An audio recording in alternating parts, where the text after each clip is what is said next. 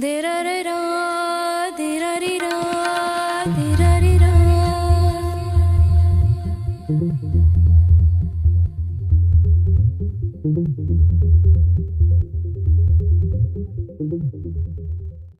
my name is Gareth. I'm a film and game reviewer. I run a website called Skewed, Reviewed, and Syndicated, and I also pop up in a couple of movies from time to time, and I appear on a radio show on the East Coast. I'm a regular on the Seattle #1 morning show, the BJ Shea Morning Show on KSW. We do film and game reviews.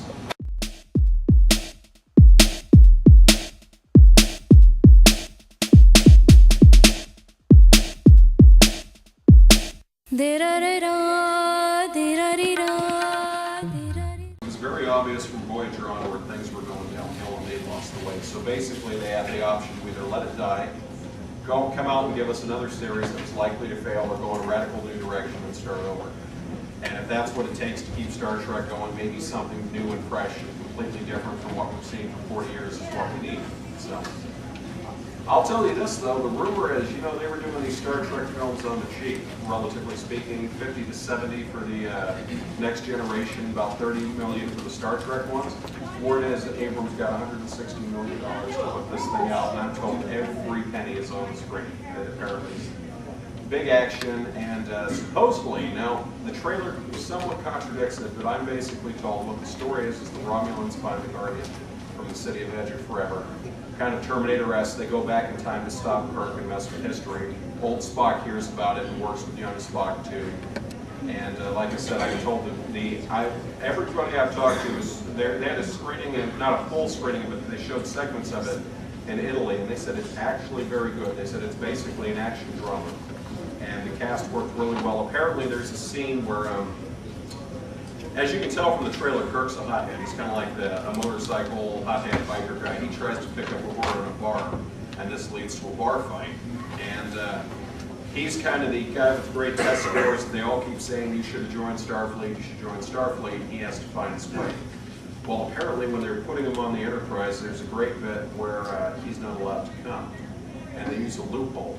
And it's whoever a doctor is treating is allowed to bring his patients along. And so therefore he injects Kirk with something that makes his hands swell up to say, oh, he's got the, remember the scene in 4 where he gives the very complicated name for cramps? He tells him, oh yeah, he's got this, so we can get him on the Enterprise, and that's basically where Kirk comes to. So you'll be seeing a lot of that in the near future, and people are really happy about that. They're talking about doing a Men in Black 3 right now. It's just a concept and some ideas. It's going to come down to, can we get it into the script? Can we get a story? Can we get Tommy Lee and Will back? Because they have to be very creative financially. Now, I've been trying to get some updates on this, and I have not been able to get anything for about a month, but I'm going to tell you about it anyway.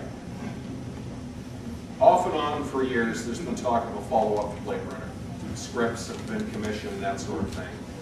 There have been a couple of writers that are tackling the Blade Runner 2 script. One of them apparently walked away from it, but the other one has said that he's still working on it, so take that for what it's worth. So hopefully we'll have that. Before you go on, what are they planning to do the same people from Blade Runner 1 or B? Like Blade Runner, the Next Generation, from what I gather. This is going to, from 2009 onward, 3D is going to be a very big part of the cinemas. Now, I'm sure you've heard Bolt is in 3D and regular. Disney announced when I was down there in September, they told us that from this point forward, all of their animated films will be offered in 3D. And that includes re-releasing Toy Story 1 and 2 in 3D in the new format, as well as the brand new Toy Story 3. Which has caused others to jump on board. Noticeably, there's a big story that Fox is going to release Ice Age 3D, Dawn of the Dinosaurs in 3D. And the other avenue that has openly embraced the 3D technology is the horror film industry. And they are going to put out My Bloody Valentine in 3D. And at first we thought, oh boy, this is going to be it. And then I saw the trailer for it, and I said, I think they've got something here. Because that was kind of the one that was lost in the shuffle, because right after Halloween hit big, everybody wanted to do the slasher horror films. So then Paramount came up with Friday the 13th. And then everybody jumped on board. And this was that one, Paramount did this, but this was kind of the one that was the old Wasn't a copycat, was actually good, but didn't have the notoriety and lead to the sequels that the others did. This was kind of the one that people saw, said, yeah, I really liked it. And they kind of, once they finished the movie, they left it as it is instead of doing 20 sequels to it.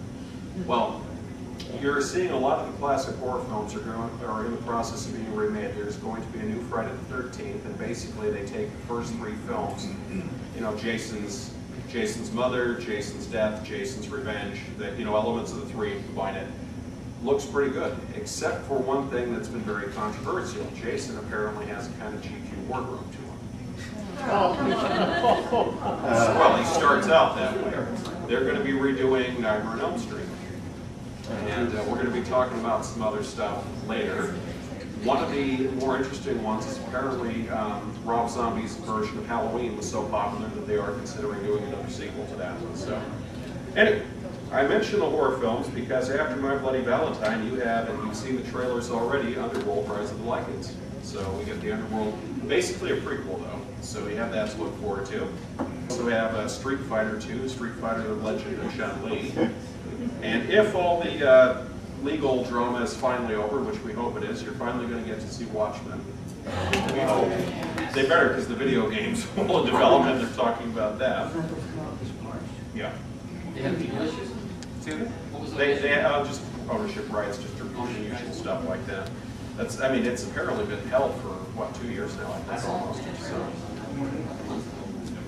And then we have The Rock, who everyone tapped to be the new Arnold Schwarzenegger, who took the Eddie Murphy route and started to go into the family-friendly films.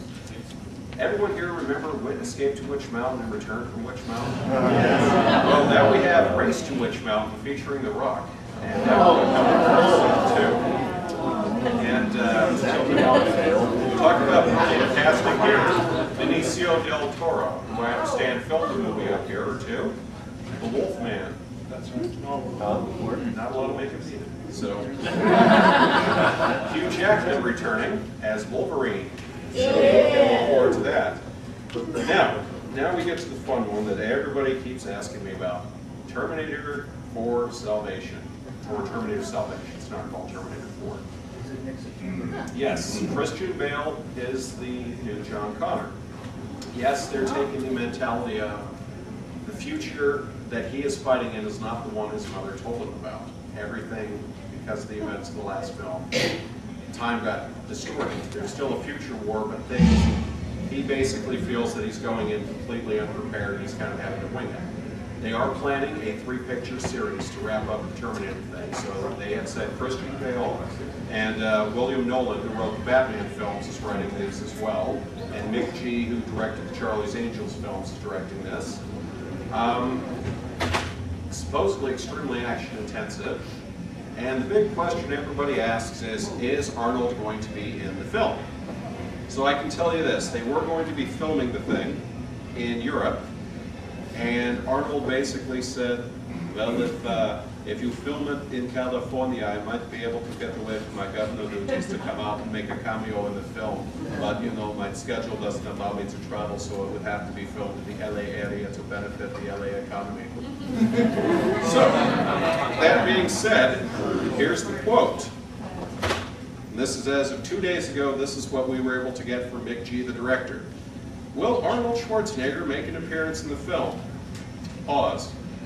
We're trying to synthesize a human character with a CGI character that may or may not have something to do with the T-800 model. At the moment, it's not good enough and we're running out of time to make this happen. This has been interpreted as we have footage of Arnie that we're imposing with CGI as well to include. However, we're having a hard time making it mesh and work properly, and we only have so much time to finish it off and complete it. Pundits say this is about as big a confirmation as we're going to get until he walks out on the screen that one way or another he's in it. Now, the question that everyone's saying is, does Arnold film new footage, or are you basically putting a CGI Arnold in the film that he's voicing over? Nobody knows. But I can tell you this, there was a rumor, and I saw a photo of the guy. There's an Austrian bodybuilder who will be playing one of the Terminators in the film. Has a very passable resemblance to a young Arnold.